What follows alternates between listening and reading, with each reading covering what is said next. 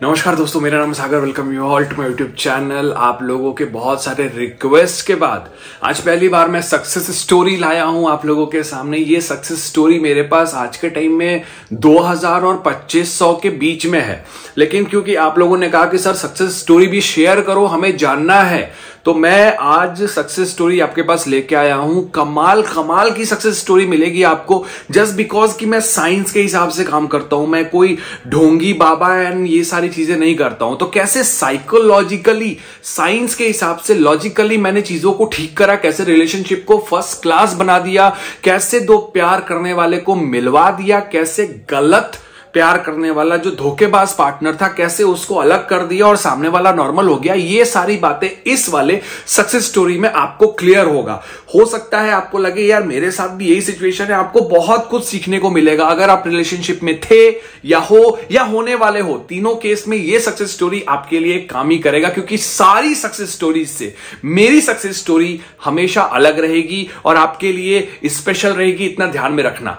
बात करते हैं हम निम्मी कौर के बारे में। उनका नाम लेने को परमिशन लेने के लिए मुझे 2 दिन लगे कि आपका मैं नाम ले सकता हूं 2 दिन लगे। खैर, निम्मी कौर जो है वो कनाडा की एक बंदी है। कनाडा टोरंटो की एक बंदी है। और जो निम्मी कौर हैं वो अपने रिलेशनशिप को लेके पहली बार मेरे पास आई थी। उनकी जो एज है वो 31 इयर्स की है और वहां पर एक वो जॉब करती है। बेसिकली वो इंडिया से है, इंडिया में दिल्ली से है, और पढ़ाई भी उन्होंने वहीं करी और उसके बाद जॉब भी वहीं कर दे गए। जब उन्होंने पढ़ाई करी थी यहाँ कॉलेज टाइम में, उनका एक पार्टनर था, एक रिलेशनशिप शुरू हुआ उनका सेम कॉलेज के बंदे के साथ। आज के टाइम में वो बंदा एक बिजनेसमैन है, वो बिजनेस सेक्टर में आ गया, लेकिन इंडिया में ही, दिल्ली में ही। लेकिन ये जो है चली गई कनाडा, तो आगे की पढ़ाई कनाडा में करी, उसके बाद जॉब भी वहीं पे करा, लेकिन रिलेशनशिप इनका कंटिन्यू रहा। ये लमसम 7 इयर्स तक कंटिन्यू रहा। 7 इयर्स के बाद मतलब कि यहां पर लगभग 3 साल और बाकी के जो 4 साल थे वो कनाडा में रही, लेकिन फिर भी वो कंटिन्यू रहा। जब भी वो इंडिया आती थी, बंदे के साथ मिलती थी, हर तरीके से मिलती थी, अपना पूरा डेडिकेशन देती थी, सब कुछ वॉज वेरी नॉर्मल जो एक रिलेशनशिप में होता है। सडनली 7th ईयर में, 7वें साल में बंदे का ऑन ऑफ सिचुएशन शुरू हो गया। ऑन ऑफ सिचुएशन शुरू हो गया मतलब पहले अगर हफ्ते में वो एक दिन में अगर वो 10 बारी फोन करता था, तो अब वो 5 बारी फोन करता है। पहले वो 10 बारी आई लव यू बोलता था, अब वो 2 बारी बोलता है। पहले वो टेक्स्ट करके पूछता था कि अभी क्या कर रहे हो, अब कोई टेक्स्ट नहीं आता है। पहले वो जानने की कोशिश करता था कि तुम कहां हो, क्या कर रहे हो। डेडिकेशन था, एक बेचैनी थी, एक प्यार था, वो सब कुछ कम दिखने लगा। ऑन एंड ऑफ सिचुएशन ये लमसम 2 महीने चला। उसके बाद मेरी वीडियो दिखी निम्मी जी को यूट्यूब पे, उन्होंने देखा वीडियो, वहां पे इंस्टाग्राम पे मुझे फॉलो किया और इंस्टाग्राम पे मुझे डीएम किया। वहां पे मेरा रिप्लाई मिला उनको। फिर उन्होंने बोला कि sir on end of situation चल रहा है। अब ट्विस्ट आने वाला है, ध्यान से सुनो। ऑन एंड ऑफ सिचुएशन चल रहा है सर, क्या करें। मैंने पूरी स्टोरी पहले जानी, क्योंकि भैया हम साइकोलॉजी के हिसाब से काम करते हैं, साइंस के हिसाब से काम करते हैं, तो मैंने पूरी स्टोरी जानी। मैंने कहा ठीक है, आप अपनी एक रीसेंट फोटो भेजो और एक बंदे की कोई भी फोटो भेजो। तो रीसेंट फोटोज में इसलिए मंगवाता हूं ताकि वाइब्रेशन, करंट वाइब्रेशन क्या है वो चेक कर दूं, क्योंकि वाइब्रेशन अगर पता लगेगा तो उसके पीछे के इमोशन पता लगेगा, इमोशन पता लगेगा तो आपके अंदर की एनर्जी पता लगेगी, उससे सब कुछ पता लग जाएगा। तो जब मैंने बंदे का फोटो मंगवाया और बंदी का फोटो मंगवाया, फोटो मंगवाने के बाद थोड़ा सा मैं कंफर्म हो गया था कि क्या पूरा का पूरा सीन है, लेकिन फिर भी मैंने उनका लेफ्ट पाम का पिक मंगवाया। ये भी बहुत कुछ कहती है साइंस के हिसाब से।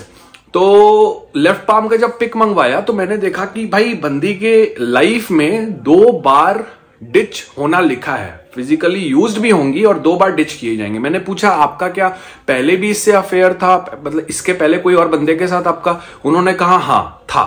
तो मैंने कंफर्म में हो गया कि मैं अब सही रास्ता, सही वाइब्रेशन मुझे पकड़ी गई है। फिर मैंने मैडम को ये किया कि मैडम ऐसा है कि ये बंदा आपको छोड़ देगा, इससे आपकी शादी नहीं होने वाली है। मैडम ने कहा हाँ, ऐसा हो ही नहीं सकता सर, आप बेकार की वीडियो डालते हो, सर आपने वीडियो डाला है कि 2 दिन में चीजों को ठीक कर दोगे, 4 दिन में चीजों को ठीक कर दोगे, तो मेरा भी ठीक कर दो। मैंने कहा देखो मैं ठीक वही कर सकता हूं जो ठीक होने लायक हो। मैं शादी करवा दूंगा, जबरदस्ती करवा दूंगा, लेकिन शादी के बाद तुम आत्महत्या कर लो तो ये अच्छी बात नहीं है ना। मैं जानबूझ करके तुम्हें ढकेलूंगा नहीं। उन्होंने कहा सर आप बकवास बातें हैं आपकी, मैं नहीं मानती, मेरा बहुत प्यार करता है, 7 साल का रिलेशनशिप है, मामूली थोड़ी होता है, ये वो ब्ला ब्ला करके निकल गई। मैंने कहा ठीक है, फिर कोई बातचीत नहीं हुई। 1 महीने के बाद वापस से उनका डीएम आया इंस्टाग्राम पे, सर वो छोड़ के चला गया। मैंने कहा चला गया, ओले ओले ओले ओले।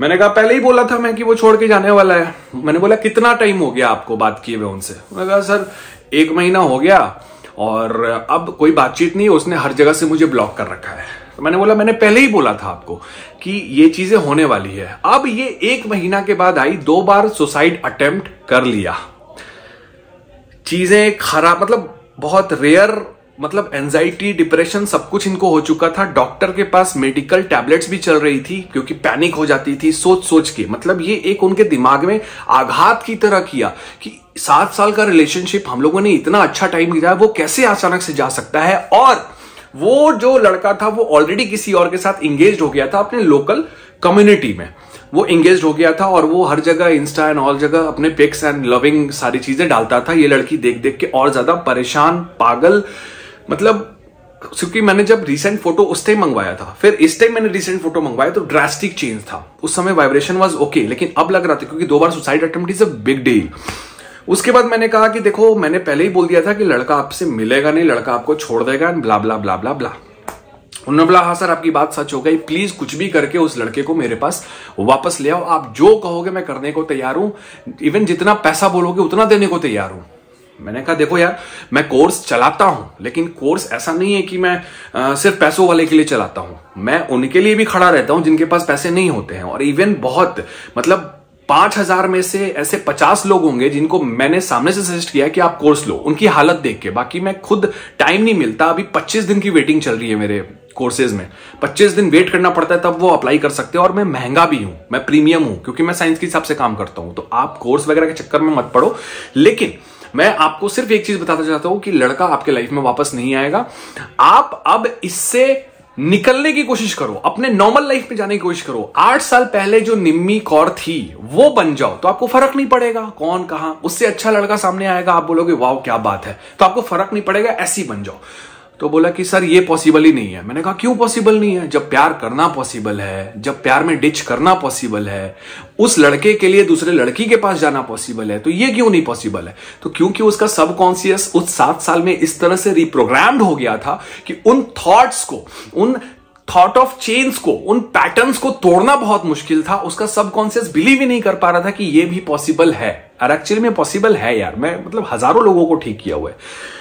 तो उसके बाद मैंने उनको बताया कि सबसे पहले सेल्फ हीलिंग हम लोग करते हैं। सेल्फ हीलिंग के लिए मैंने उनको कुछ अफर्मेशंस दिए, उन अफर्मेशंस को उन्होंने कॉपी में लिखना शुरू किया। 1 हफ्ता तक कुछ नहीं हुआ। साथ में मैंने ग्रीन तारा मंत्र की चैंटिंग दी थी उनको, और साथ में कुछ वाटर टेक्निक्स बताई थी।